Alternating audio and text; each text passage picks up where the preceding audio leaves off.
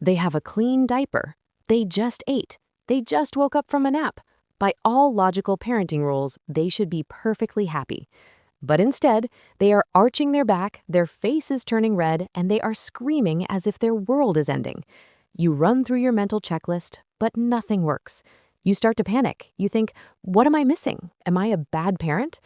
Take a deep, slow breath. Relax your shoulders. Your baby is not in pain, and you are not doing anything wrong. They are crying because of a hidden, invisible trigger inside their brain. And today, we are going to turn off the alarm. Welcome back to Baby Mind Chronicles. We use whiteboard science to decode exactly what is happening inside your baby's mind, so you can parent with peace and confidence. Today, we are tackling the most frustrating phenomenon in parenting: why babies cry for absolutely no reason. By the end of this video, you will understand the concept of sensory overload, the truth about the witching hour, and a neurological reset trick that can calm a screaming baby in under 60 seconds.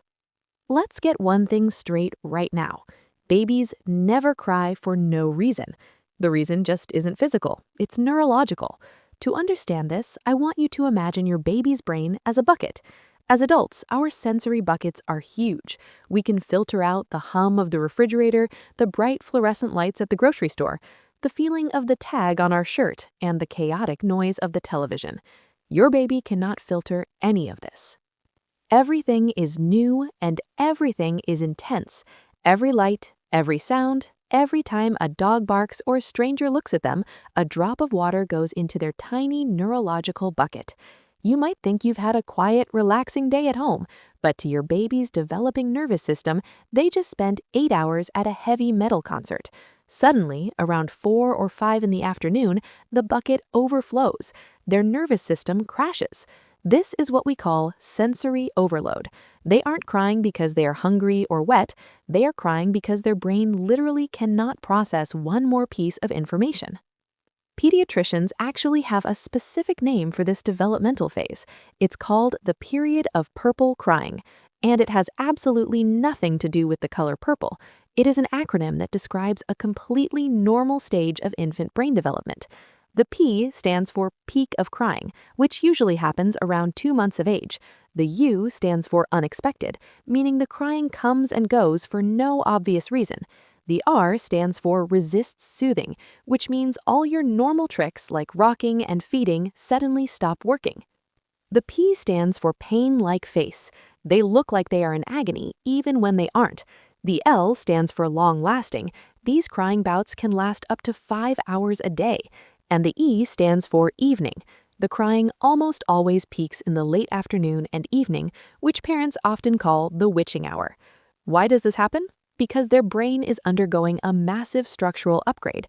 When an app on your phone updates, you can't use it for a few minutes. When your baby's brain updates, their nervous system temporarily glitches. This is a sign that your baby is healthy, developing perfectly, and getting smarter. So how do we stop the crying when the bucket is overflowing? You cannot fix sensory overload by adding more sensory input. Shaking toys in their face, turning on cartoons, or passing them around to different family members will only make it worse. We need to initiate a neurological reset. Here are the 3 most powerful, science-backed ways to downregulate your baby's nervous system instantly. Reset number 1, the womb simulation. Take them into a pitch-black room. Turn on a white noise machine loudly, about the volume of a running shower. Swaddle them tightly to suppress their flailing arms, hold them on their side, and sway rhythmically. This instantly blocks out the overwhelming outside world and mimics the exact environment of the womb, forcing their heart rate to drop. Reset number 2, the water hack. Water is a powerful sensory interrupter. If the screaming won't stop, gently rub a wet, lukewarm washcloth across their forehead. The sudden change in physical sensation on their skin acts like a circuit breaker, pausing the crying loop in their brain long enough for you to soothe them. Reset number 3, the doorway shift.